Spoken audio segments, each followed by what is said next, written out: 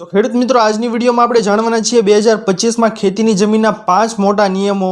આ નિયમો ખાસ કરીને જાણજો દોસ્તો, કારણ કે આપને ખૂબ જ કામ લાગે તેવા નિયમો છે આ, અને અત્યાર સુધી આપને આવા નિયમો વિશે કોઈએ પણ નહીં જણાવ્યું હોય। તો ખેડૂત મિત્રો આજની વિડીયોમાં આપણે જાણવાના છીએ આ મહત્વના નિયમો કે શું શું સાવચેતી આપણે રાખવી જોઈએ। મહત્વપૂર્ણ માહિતી આજની આ વિડીયોમાં જાણીએ। તો ખેડૂત મિત્રો, જો આપની પાસે ખેતીની જમીન છે અને આપ કોઈ નવી ખેતીની જમીન ખરીદ કરવા માંગો છો તો આપે સૌથી પહેલા જે બાબતનું ધ્યાન રાખવાનું છે તે શું છે દોસ્તો, તો પ્રોમોલ્ગેશન વિશેનું ધ્યાન।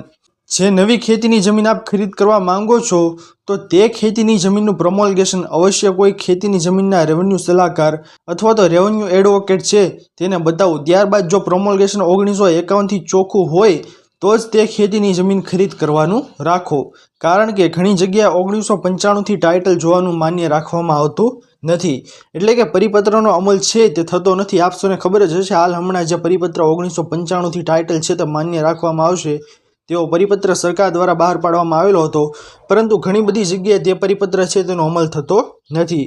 ભવિષ્યમાં શું નવો નિયમ આવશે તે આપને અને મને ખબર નથી, એટલા માટે જેમ બને તેમ આપણે ચોખ્ખા ટાઇટલવાળી ખેતીની જમીન છે તે ખરીદ કરવું જોઈએ।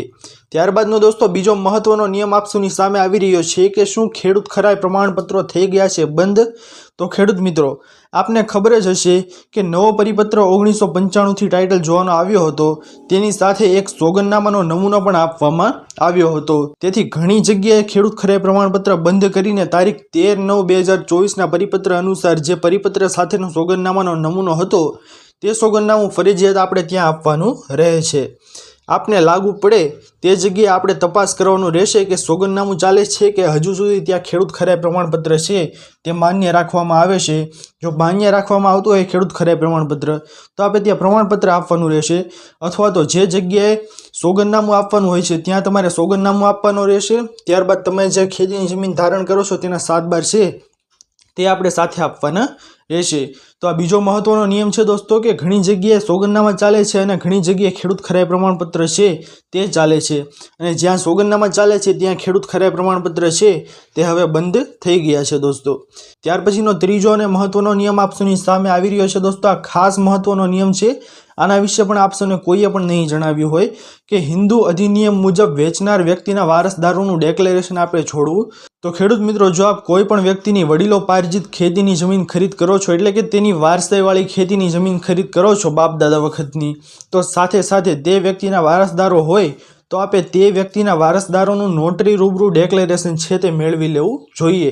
શા કારણે મેળવી લેવું જોઈએ તે પણ હું આપને જણાવું કે હિન્દુ અધિનિયમ મુજબ કોઈ પણ વ્યક્તિ છે તેની વડીલોપાર્જિત ખેતીની જમીનોમાં તેમના વારસદારોનો પણ એટલો જ હક હોય છે જે વેચાણ આપનાર વ્યક્તિ છે તેમનો હોય છે।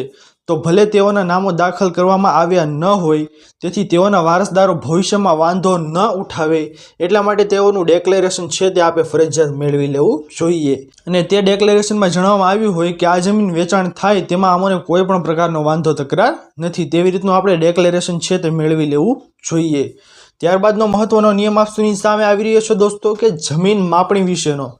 જમીન માપણી વિશેના નિયમમાં આપસોને ખબર જ હશે દોસ્તો કે કોઈ પણ ખેતીની જમીન ખરીદ કરતાં પહેલાં તે જમીનની માપણી આપે અવશ્ય કરાવી લેવી જોઈએ, કારણ કે વેચાણ આપનારના વિશ્વાસમાં આપણે રહેવાનું થતું નથી, અને માપણી થયા બાદ જે માપ નીકળે તે મુજબની રકમ જ આપણે વીઘા મુજબની આપવી, કારણ કે જે કબજો હોય તે જ તે વ્યક્તિને વેચાણથી આપે છે, તેથી તે મુજબની રકમ જ આપણે ચૂકવવાની રહેશે, જેના માટે આપણે જમીનની માપણી છે તે અવશ્ય કરાવી લેવી જોઈએ।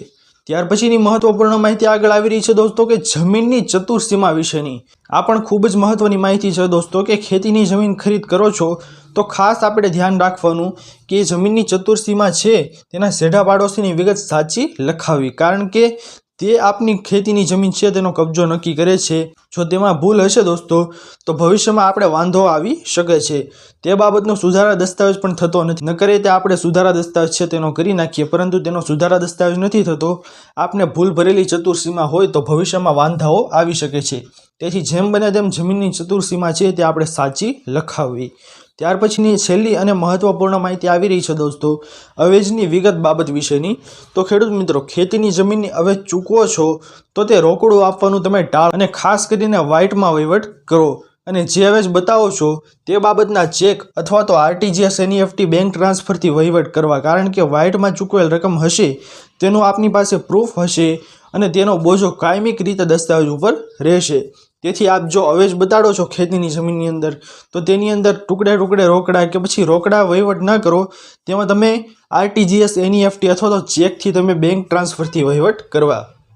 તો દોસ્તો આ હતા મહત્વના 5 નિયમો, જે નિયમ આપ સૌને ખૂબ જ કામ લાગી શકે છે 2025માં ખેતીની જમીનનો વેચાણ દસ્તાવેજ કરવા માટે। જો તમે આ નિયમો ઉપર ચાલશો તો આપ સૌને ઘણી બધી મદદ છે તે મળી શકે તેમ છે। આ હિન્દુ અધિનિયમ વિશેનું મેં આપ સૌને જણાવ્યું, કદાચ તેવું આપ સૌને કોઈ પણ અત્યાર સુધીમાં નહીં કીધું હોય, એટલા માટે આવી બાબતોનું આપણે ખાસ કરીને ધ્યાન રાખવાનું છે। આશા કરું છું દોસ્તો કે આપ સૌને આ મહત્વપૂર્ણ માહિતી પસંદ આવી હશે। જો પસંદ આવી હોય તો વિડીયોને લાઇક કરવાનું ભૂલતા નહીં। ચેનલ પર નવા આવ્યા હો તો અમારી ચેનલ ખેડૂત ઓનલાઈન પોઈન્ટને સબસ્ક્રાઇબ કરી અને બાજુમાં આપેલા બેલ આઇકનને પણ પ્રેસ કરી દેજો, જેના લીધે આવી જ મહત્વપૂર્ણ માહિતી આપ સૌને આ ચેનલના માધ્યમથી મળતી રહે। તો દોસ્તો મળીએ હવે પછીના વિડીયોમાં, ત્યાર સુધી જય હિન્દ અને વંદે માતરમ।